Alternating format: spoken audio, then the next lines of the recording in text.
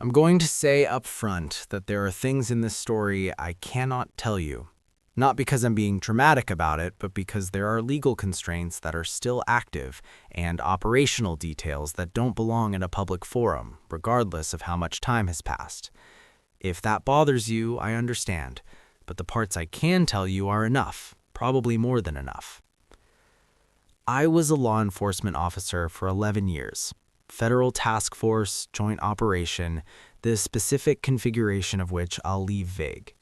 Before the assignment I'm going to describe, I had done 2 shorter undercover operations, both narcotics related, both under 90 days, both in environments where my exit was clearly defined and my handler was a phone call away at all times. Those operations were difficult. They were not preparation for what came next. The target was a militia organization operating primarily across 3 states in the rural Pacific Northwest. I won't name the organization. I will tell you that they had been on the radar of several federal agencies for close to a decade, that their activities had escalated from the kind of anti-government posturing that is protected speech into territory that involved weapons stockpiling, credible threats against specific public officials, and suspected involvement in 2 incidents of domestic sabotage that had been officially attributed to other causes. There was genuine belief at the supervisory level that they were in the planning stages of something significant. They needed someone inside. I was selected for reasons that I was told at the time were about my skill set and my profile, and which I have since come to believe also had something to do with the fact that I was relatively junior, unmarried, and without children, factors that made me, from an institutional standpoint, a more acceptable risk. I have feelings about that, which I'll keep to myself. My cover identity had been constructed over several months before I was inserted. I'll call my cover name Cal. Cal was a former military contractor, loosely libertarian in politics, with a documented grievance history against the federal government involving a land claim in Idaho that had actually happened to a real person who had consented to the use of his story. Cal had an online presence, forums, social media accounts that had been aged for authenticity, and 2 warm introductions arranged through a confidential informant who had spent 3 years building relationships with the organization's peripheral membership. I spent 4 weeks in intensive preparation. I studied their literature, their internal language, the specific ideological texture of their worldview. I studied the individual members we had intelligence on, their histories, their relationships, their particular grievances. I went through firearms recertification. I met with a psychologist who debriefed me on what to expect psychologically and gave me a set of tools for maintaining what she called identity anchoring, practices and mental rituals for reminding yourself who you actually are when you're living as someone else. I was confident going in. That confidence was not entirely unfounded. I was good at undercover work. I had the temperament for it. I could read rooms and adapt quickly. But there is a specific kind of overconfidence that comes from short-term operations, and I had it. I thought 14 months was just a longer version of what I'd done before. It is not. It is a categorically different thing. The insertion went smoothly. The introductions landed. Within the first 6 weeks, I had established myself as a credible peripheral member, showing up to meetings, contributing to discussions in ways that demonstrated familiarity with the ideology without overplaying it, building individual relationships through the kind of patient attention that undercover work requires. Cal was well-liked. Cal was calm in situations where other people got heated, which was a quality the leadership valued. Cal was useful. By month 3, I had access to inner circle meetings. I'm going to tell you something that is uncomfortable and true. The people in that organization were not uniformly what you'd expect. There were men who were exactly the caricature, loud, paranoid, poorly educated in the specific ways that make ideology fill the gaps, genuinely frightening in their capacity for self-righteous violence. Those men were easy. I knew how to read them, and I knew what I was looking at. But there were others who were not that. Men who were smart, men who had been educated, who had careers, who loved their families with a sincerity that was evident and uncomplicated. Men who had arrived at their ideology through paths that, if you followed them backwards, started with real grievances: economic displacement, institutional betrayal, the specific American despair of watching a life you were promised become unavailable to you. I am not defending their conclusions. I am telling you that understanding how they got there was more disturbing than if they'd simply been monsters, because monsters are manageable. Comprehensible people who've arrived at monstrous places are something else. I formed genuine relationships. I have to say that plainly. You cannot spend 14 months living alongside people, sharing meals, participating in the rituals of their community, being trusted with their fears and their plans, without forming connections that are real on a neurological level, even when they are false on every other level. There was a man I'll call Robert, mid-50s, former electrical engineer, 2 grandchildren whose photographs he kept in his wallet and showed to anyone who would look. Robert was one of the organization's senior members.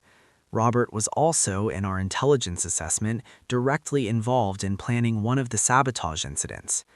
Robert taught me to make his wife's recipe for venison stew. We sat in his kitchen on a November night while snow came down outside, and he walked me through it step by step, explaining that his wife had died 3 years earlier and that making her recipes was how he kept her present. I ate that stew and listened to him talk about her, and I felt grief on his behalf that was completely genuine. And I was simultaneously logging everything he said for my nightly report to my handler. I am not telling you this to claim it as some special burden unique to me. Undercover officers experience this. It is a known occupational reality. I am telling you because when I try to explain to people who have not done this work why coming out the other side is complicated, this is what I point to. Not the danger, the intimacy. The intimacy that was real in one direction and instrumental in the other, and the way living inside that contradiction for over a year does something to your understanding of what genuine human connection actually is. My handler was a woman I'll call Sandra. We communicated on a schedule: dead drops, coded check-ins, occasional brief face-to-face meetings in locations far from the operation's geography. Sandra was excellent at her job, and I trusted her completely. She was also operating under institutional pressures that I was not always fully informed of. Timeline pressures, budget pressures, the kind of supervisory urgency that comes when people up the chain are waiting for results and the timeline keeps extending. Around month 10, those pressures started to manifest in my instructions. I was asked to push for more specific information about the planning that we believed was underway, to be more proactive in steering conversations toward operational details. This is a standard progression in long-term undercover work. At some point, you shift from passive collection to active cultivation. I understood this. What I was less comfortable with was the pace at which I was being asked to push, which felt, and I raised this with Sandra more than once, like it was driven more by institutional impatience than by operational readiness. There is a line in undercover work that is both legally and ethically critical, which is the line between gathering evidence of intent that already exists and creating conditions that produce intent that wouldn't otherwise exist. That line is not always as clear in practice as it is in training. I spent the last 4 months of my operation living very close to that line and making judgment calls that I still review in my head and am still not certain about. Month 12 brought the moment that I think about most. There was a planning session I was included in, a small group, 5 people including myself, that moved from abstract grievance into specific operational discussion in a way that was the clearest evidence of genuine intent I had seen in the entire operation. Details I won't share here, but real, specific, the kind of specific that tells you this is not performance for each other, this is actual planning. I reported it that night. Sandra told me to stay in, told me they needed more. Specific dates, specific methods, specific roles, told me we were close. I stayed in. What I want to tell you about those final 2 months is that I became, and I say this with the full awareness of what it means, somewhat lost. The identity anchoring practices the psychologist had given me had, over 14 months, become harder to maintain. Cal was not a performance I was giving anymore. Cal was a mode I occupied. The distance between Cal's responses and my own had narrowed in a way that scared me when I had the clarity to notice it, and I didn't always have the clarity to notice it. I found myself, in unguarded moments, experiencing something close to what I can only describe as loyalty. Not to the ideology. I never lost my grip on the fact that what they were planning was something I was trying to prevent, but to the people, to Robert with his photographs and his venison stew, to a younger member, barely 20, who reminded me of my younger brother and who I was increasingly certain had been drawn into this world in a way that hadn't been fully his choice. I caught myself during that period wondering what would happen to them, hoping some of them would have paths out. That is not a thought a case officer should be having 2 months before an operation concludes. The operation ended.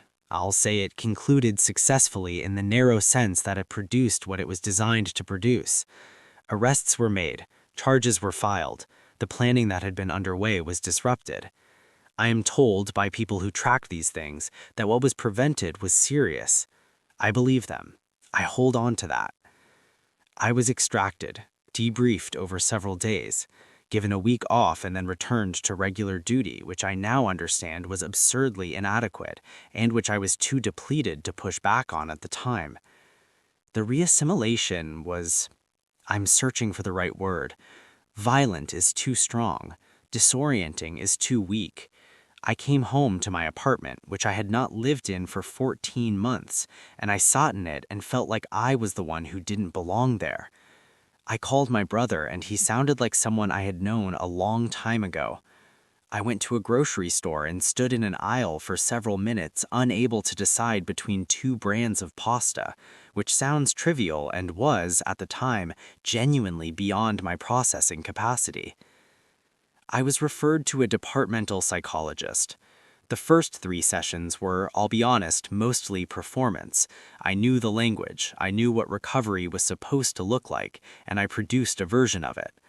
The 4th session, something cracked open, and I spent most of it talking about Robert and his venison stew, which I imagine was not what the psychologist expected when she opened her notes for that hour. I left the job 14 months after the operation ended, not under pressure. Nobody pushed me out. I left because I had done an honest assessment of what I was bringing to the work and concluded that it was no longer enough, and more importantly, that I was no longer sure I trusted my own judgment in the specific way that the work required. I do not miss the job. I miss, and this is strange to say, I miss the clarity that undercover work provided. The absolute simplicity of having one objective and measuring every moment against it. Regular life, it turns out, does not provide that. Regular life is ambiguous and multi-directional and requires a tolerance of uncertainty that I had to almost completely rebuild. I teach now. Not law enforcement training, I'm done with that world. I teach high school history, which is its own daily exercise in explaining how reasonable people arrive at catastrophic places, which turns out to be something I know more about than most. My students sometimes ask why I became a teacher. I give them a short answer about wanting to make a difference in my community, which is true, and also a very small slice of the truth. The longer answer involves a man I'll never name, and a kitchen, and snow coming down outside, and a bowl of someone else's wife's recipe, and the strange, unbearable realness of a connection that I was there to destroy. I don't give them that answer, but I think about it most days. And I think about the 20-year-old who reminded me of my brother, whose case I followed until it resolved, who received a sentence that included a diversion program rather than prison, and who I have no way of knowing the outcome of, and about whom I find myself still occasionally hoping. That hope is not professional. It is not strategic. It is not consistent with the operational posture of a federal law enforcement officer. It is the most human thing I brought back from 14 months inside. I'm still not sure what to do with it.